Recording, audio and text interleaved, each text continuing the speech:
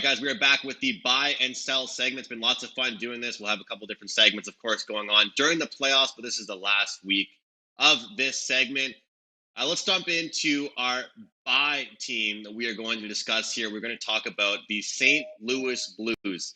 Guys, it's not just about making the playoffs. It's about figuring out which position in the playoffs you're going to be in.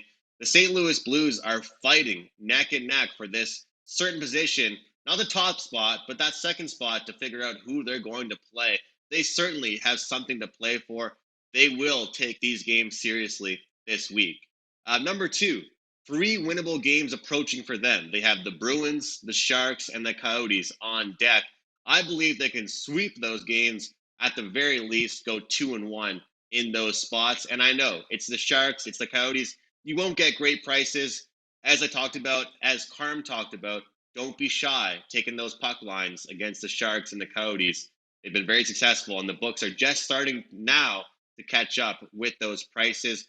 And number three, it has just been goals galore for this St. Louis Blues team. They're catching fire at the right time.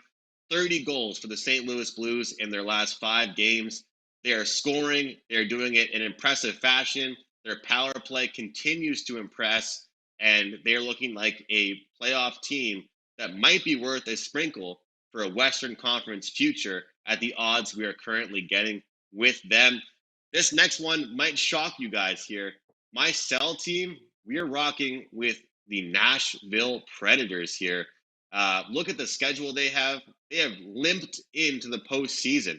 They aren't playing horrible hockey, but they're kind of just above that rat race for the playoffs. They aren't going to miss the playoffs, but they aren't really standing out by any means. And they're a team that I think is overpriced and overvalued in a lot of their games. I also recommend taking a lot of unders this week with the Nashville Predators, expecting them to kind of shore things up defensively and work on things in that part of their game to get ready for the playoffs.